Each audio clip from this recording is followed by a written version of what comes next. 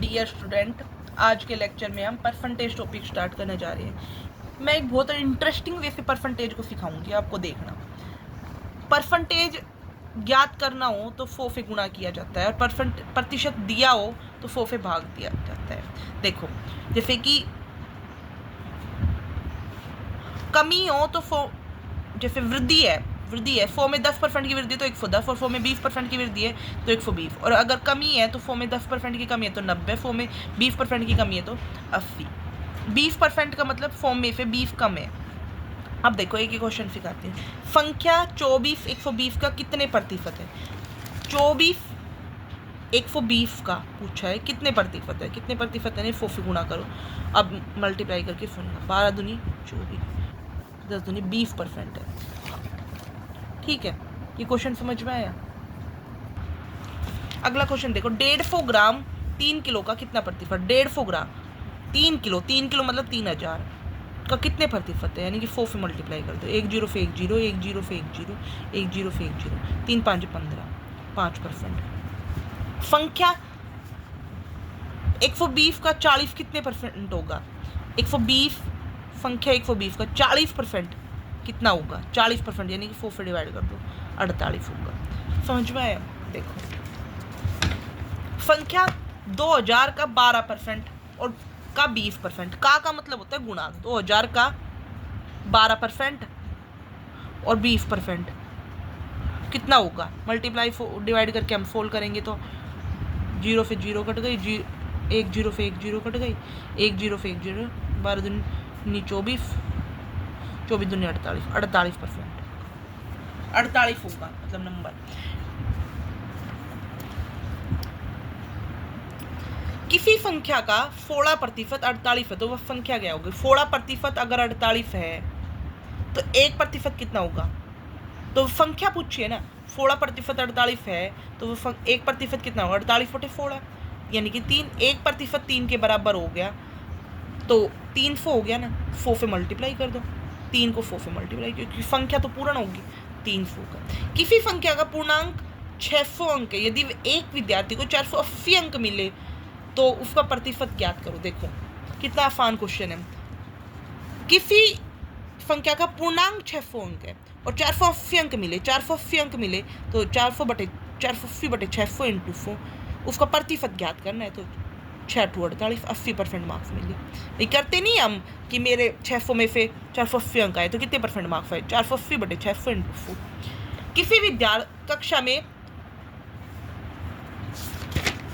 किसी कक्षा में 500 विद्यार्थी है, यदि 450 विद्यार्थी पास हुए तो फेल का प्रतिशत बताओ। देखो, 500 विद्यार्थी है, फेल का पूछा है ना, तो फेल का कितना होगा?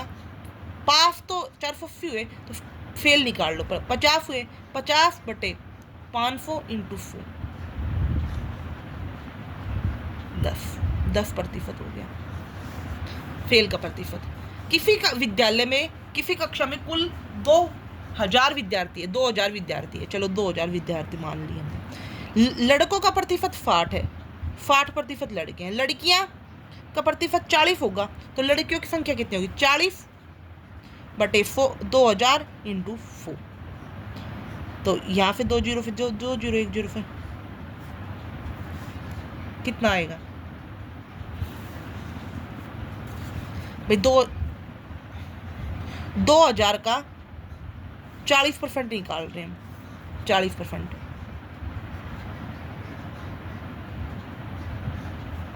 तो ये हो गई 800 लड़कियां हो गई।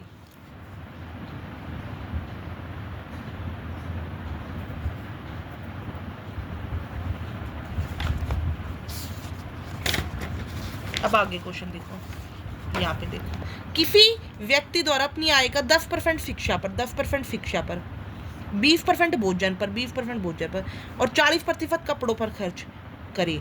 कितने हो गए? 40, 20 60 और 10 70% हो गए। ये तो खर्च हो गया। और बचत कितनी होगी? बचत होगी 30%। ये बचत है और ये खर्च है। उसकी बचत 2700 रुपये, बचत 30% यानी कि 2700 के बराबर है। तो 1% कितने के बराबर हो गई? 2700/30, यानी कि 3 × 27 90। 1% 90 के बराबर है तो कुल आय कितनी हो गई? 900। 9,000 सॉरी 90 को 4 से मल्टीप्लाई करेंगे तो 9,000। चलो अगले क्वेश्चन पे। आई थिंक यहाँ तक समझ में आया होगा। इस वीडियो में 25 क्वेश्चन कराऊंगी, अगली वीडियो में हम कुछ 20 क्वेश्चन करेंगे, प्रतिशत खत्म हो जाएगा, परसेंटेज खत्म हो जाएगा। किसी चुनाव में जीतने वाले उम्मीदवार को 60% वोट मिले और वह 1800 वोट से जीत गया, और चुनाव में कुल कितने वोट पड़े? भाई 60% वोट मिले, जीतते तो वो कितने मतलब 60% वोट मिले और वह 1800 वोट से जीत गया, तो टोटल वोट तो कितना होगा? टोटल यहाँ पर टोटल वोट कितना होगा भाई? 4%। 60% वोट मिले तो 40% वोट, मतलब जीतने वाले उम्मीदवार को 60% मिले तो हारने वाले को 40 मिले, तो उन दोनों का डिफरेंस कितना आ गया? 20%। 20% 1800 के बराबर, 1% 1800 बटे 20, तो यानी कि 90। 1% 90 के बराबर आ गया, तो कितने वोट पड़े? तो 9,000 वोट पड़े। अगले क्वेश्चन पे ध्यान दो। अब देखो अगला 12th क्वेश्चन। किसी परीक्षा में उत्तीर्ण होने के लिए 40% अंक लाना अनिवार्य है। उत्तीर्ण होने के लिए 40% अंक लाना अनिवार्य है। देखो इस क्वेश्चन को कैसे करेंगे। उत्तीर्ण होने के लिए 40% अंक लाना अनिवार्य है और एक विद्यार्थी को 32% अंक प्राप्त हुए, 32% अंक प्राप्त हुए, और 24 अंक, जो हमने पीछे क्वेश्चन किया था ना, सेम टू सेम, इन दोनों का डिफरेंस कितना है? 8%। 8% कितने के बराबर? 24 अंक फेल हो गए, तो परीक्षा का पूर्णांक कितना? 1% कितने के बराबर? 24 बटे 8, 8 दिया 24, 300 का बराबर था, 300। ठीक है, तो दोनों का डिफरेंस ले लेंगे, अंतर से हो जाएगा। अब अगला क्वेश्चन देखो। किसी परीक्षा में, देखो 13th क्वेश्चन, किसी परीक्षा में 80% विद्यार्थी हिंदी में पास हुए। 80% विद्यार्थी हिंदी में पास हुए। 85% विद्यार्थी हिंदी गणित में पास हुए, गणित में 85% गणित में, और 75% दोनों में पास हुए, दोनों में 75%। तो फेल का प्रतिशत क्या होगा भाई? हिंदी में और मैथ में दोनों में हुए 80 + 85, यानी कि 165 विद्यार्थी हुए पास।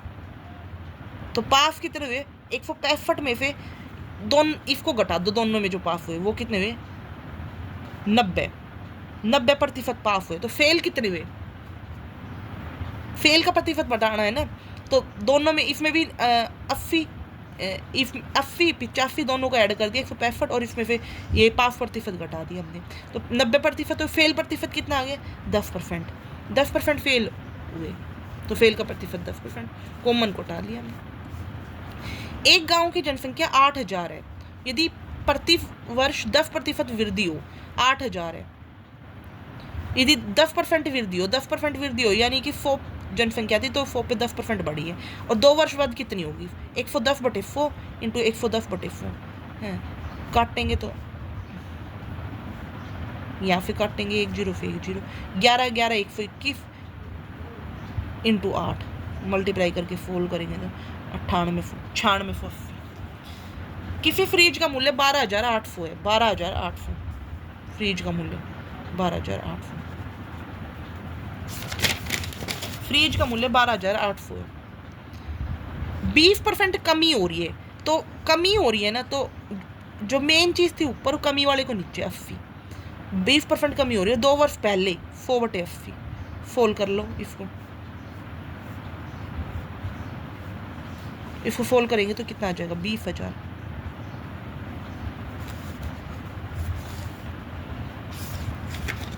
चलो आगे 16th क्वेश्चन पर।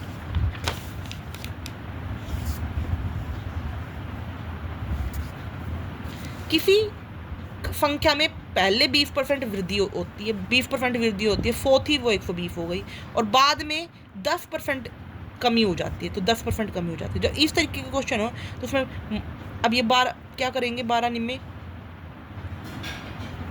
108, तो 108 और 100 से डिवाइड कर देंगे, क्योंकि परसेंट पे है, तो जैसे 2 से तो 108 जो है वो 100 पे बढ़ रहा है, नहीं कि 8% की वृद्धि हो गई, क्योंकि 108 है ना, अगर 92 में आता तो 8% की कमी हो जाती है, 20% की वृद्धि हो जाती है, 10% की कमी हो जाती है, तो संख्या के मान में कितने प्रतिशत परिवर्तन होगा? 8% वृद्धि हो जाएगी। किसी आयत की लंबाई में 10% की वृद्धि होती है और 10% की कमी होती है, तो 10% की वृद्धि 10% की वृद्धि हो गई तो यानी कि 110 की वृद्धि हो गई तो 110 हो गए, 100 पे बढ़ाया हमने 10, और 10 की कमी हो गई तो 10 की कमी हो गई, यानी कि 100 से 10 घटा दिया, यानी कि 90, 11 निम 199, 1% की कमी हो गई। जैसे 20% की वृद्धि होगी तो 120, और 10% की कमी होगी तो 100 कमी होगी तो 100 से 90, ऐसे कर रहे ना हमने 100 से बढ़ाया तो 120 और 90, फिर दोनों को 108 कर दिया। अब देखो चीनी के मूल्य में 20% कमी होने पर जाने पर खपत में कितनी प्रतिशत परिवर्तित खर्चा अपरिवर्तित रहे? देखो 20% कमी हो रही है, यानी कि 100 थी, 20% कमी हो गई तो 80 पे ला दिया, 80 से हमें 100 पे लेके जाना है, ठीक है।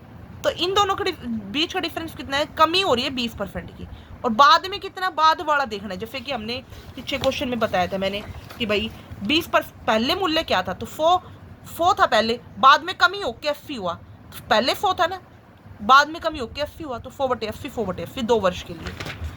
ऐसे यहाँ पे कि पहले कितना था, 20% की कमी हुई, तो 20% की कमी हुई और फिर कितना, 80 मिला ना, तो हमें 80 × 4, क्योंकि हमें लाना तो 100 पे ही है, तो 20 कितना आ जाएगा यहाँ पे 25%।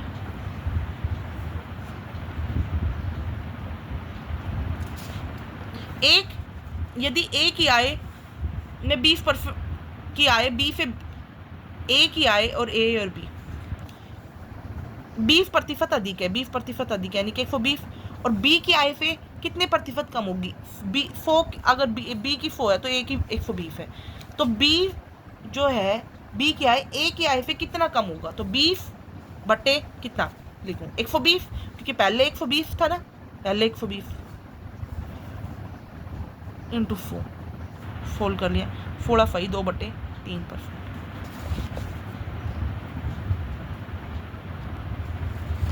किसी 400 लीटर विलियन में 10% पानी है और इसमें कितने लीटर पानी मिलाया जाए कि 20% हो जाए? देखो नमक और पानी का मिश्रण है, तो उसमें 400 लीटर विलियन में 10% पानी है, 10% पानी है तो नमक कितना है 90, और इसमें कितने लीटर पानी मिलाया जाए? लीटर पानी मिलाया जाए, पानी मतलब 20% पानी मिला कि पानी मिलाया जाए कि पानी 20% हो जाए, तो मिश्रण नमक कितना हो जाए? 80, तो 400 मीटर 4 को 100 है, पहला तो 90 और अब होगा 80, तो यो कर ले भाई कितना, 450 लीटर पानी, इसमें कितने लीटर पानी मिलाया जाए कि पानी, तो और ऐड करना यार, होगा 450 लीटर पानी, क्योंकि नमक कम होगा ना, तो 450 लीटर पानी होगा, तो यानी कि 450 माइनस 400 50 लीटर पानी मिलाया और जाए, जिससे कि दोनों हो जाए। किसी भिन्न के अंश में 10% वृद्धि, 10% वृद्धि का मतलब यहाँ पे बताती हूँ, ए कोई भिन्न है, ए बटे बी की कोई भिन्न है, 10% की वृद्धि, यानी कि 10% की वृद्धि अंश में करे और हर की में 10% की कमी करे, 10% की कमी करे, तो 11/15 प्राप्त होता है। तो यहाँ पे 11/15 इंटू 9/11, तो 11 से 11 कटो, 9/15, ए बट्टे बी आओ, तो 3/5। ठीक है, अभी अगले क्वेश्चन पे ध्यान दो। 22 क्वेश्चन देखो। किसी परीक्षा में कुल विद्यार्थियों ने हिंदी विषय लिया, कुछ विद्यार्थियों ने हिंदी विषय लिया और कुछ विद्यार्थियों ने अंग्रेजी विषय लिया, और कुछ ने दोनों विषय लिए। यदि 80% विद्यार्थियों ने हिंदी विषय लिया, 80% विद्यार्थियों ने हिंदी विषय लिया और इससे आधे विद्यार्थियों ने अंग्रेजी, 80% ने हिंदी लियो तो 40 ने अंग्रेजी लियो, यानी कि 120 माइनस 100, यानी कि 20%। तो कितने विद्यार्थियों ने दोनों विषय लिए? 20% ने लिए दोनों विषय। भाई 40%, 80% ने हिंदी लियो, 40 ने इंग्लिश लियो, तो 120 माइनस 100 20%। चीनी के मूल्य में 20% की वृद्धि हो जाने के कारण कोई व्यक्ति 500 रुपये में 5 किलो चीनी कम खरीदता है। 500 रुपये में 500 रुपये का 20% कितना हो गया? 100 हो गया, 500 का 20%। चीनी के मूल्य में 20% वृद्धि हो जाने के कारण कोई व्यक्ति 500 रुपये में 5 किलो चीनी कम खरीदता है, तो 500 का 20% कितना हो गया? 4 रुपये। अब वो 4 रुपये में चीनी खरीदेगा तो कितनी चीनी का प्रति किलो बढ़ा हुआ भाव बताओ। तो 5 किलो चीनी कम खरीदता है, तो यानी कि कितना भाव बढ़ा उसका? तो 4 रुपये, मतलब 4 रुपये आ गए हमारे पास। 4 फिट को डिवाइड कर दो 5 से, 20 रुपये किलो प्रति किलो चीनी हो गई। पहले मान लो 18 थी तो अब 20 हो गई, क्योंकि 500 रुपये में इसने 5 किलो चीनी कम खरीदी। पहले 5 किलो चीनी ज़्यादा खरीदता था वो, मतलब पहले 10-20 किलो चीनी खरीदता था, 30 किलो चीनी खरीदता था, 25 किलो खरीदता था। अब वो 5 किलो चीनी कम खरीद रहा है। तो 500 का 20% कितना हो गया? 20% की वृद्धि हो जाने के कारण 4 रुपये बढ़ गया, यानी कि 4 रुपये बढ़ गया, तो अब 20 रुपये प्रति किलोग्राम चीनी हो गई। समझ आया? अब देखो, रमन की सैलरी 50% कम हो गई और इसके बाद 50% बढ़ गई, 50% कम हो गई, 100 से 50 कम हो गई और 50% बढ़ गई, यानी कि कितना होगा? 75, यानी कि 75 रुपया हो गई, यानी कि 25% की कमी आ गई इसमें। 6.4 0.04 का कितना प्रतिशत है? 6.4 0.04 का कितने प्रतिशत है? 140 डिवाइड बाई 4, 160% है। समझ आया? हाँ, मेरे हिसाब से यहाँ तक आपको चीज़ें क्लियर है। अगली वीडियो में मैं 26 से क्वेश्चन डालूंगी, 26 से लेके